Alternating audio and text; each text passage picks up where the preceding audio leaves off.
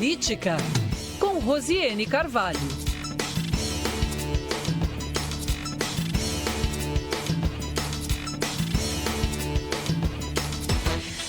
Muito bem, sempre antes de Reinaldo Azevedo, tem Rosiane Carvalho com seus destaques da política local, regional e nacional aqui no Band News Amazônia, segunda edição. Boa tarde, Rosiane.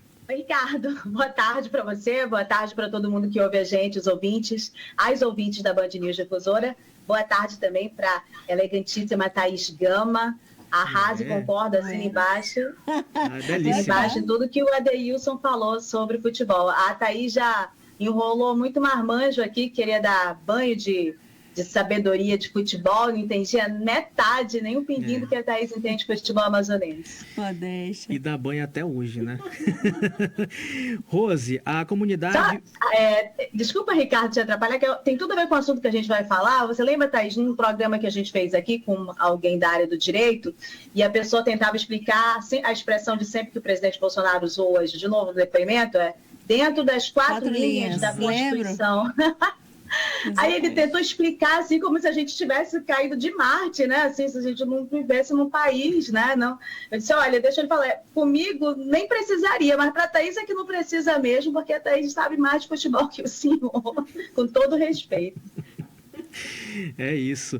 Rose, a comunidade Baniwa Coripaco, localizada no Alto Rio Issaná, aqui no Amazonas, enfrenta o período de cheia sem auxílio e já se encontram desabrigados, né? Sem possibilidade de fazer roça, manter as atividades, conforme relata a coluna o representante Aécio Coripaco, vice-coordenador executivo da NASOS, né? Que é a Organização Indígena Baniwa e Coripaco.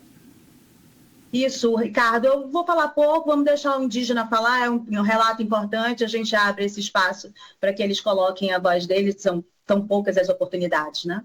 Boa tarde, jornalista Carvalho. Quem está falando aqui é Aécio Coripaco, vice-coordenador executivo da NASOS, da região do Içana.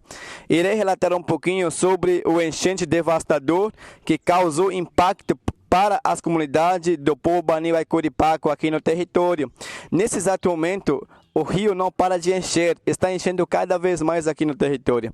As comunidades Coripaco e Baniwa estão indo ao fundo e as suas roças também estão indo ao fundo. As atividades cotidianas feitas pelo povo indígena estão paralisados devido a bastante chuva, devido a bastante enchente e não podendo fazer atividades devido a isso. As comunidades estão paralisadas, né? Porque não podem fazer atividade porque as famílias estão sendo desabrigadas. Então, o que está acontecendo aqui no território é uma situação devastadora, porque estamos perdendo os nossos cultivos, as nossas roças, as bananas, os nossos plantios, as sementes, e os animais estão morrendo aqui no território devido a bastante enchente, né? As cobras estão aproximando das comunidades.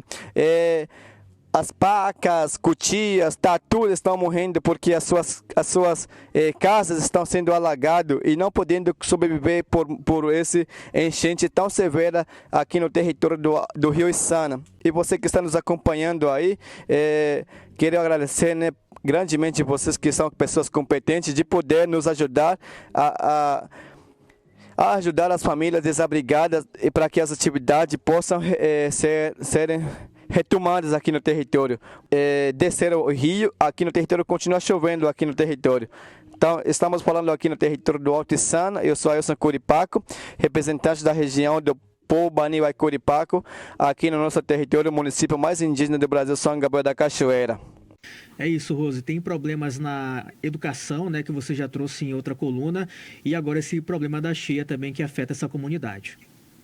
Isso, a situação lá já é muito grave, as imagens são impressionantes. A gente depois coloca a imagem correta do Rio Içana que eles enviaram para a gente. Tem um contexto do estado do Amazonas, a gente está nesse momento de cheia, né, Ricardo? São mais de 92.800 famílias afetadas, segundo o último relatório da Defesa Civil. Deve sair um outro hoje de novo, mas esse é o de ontem.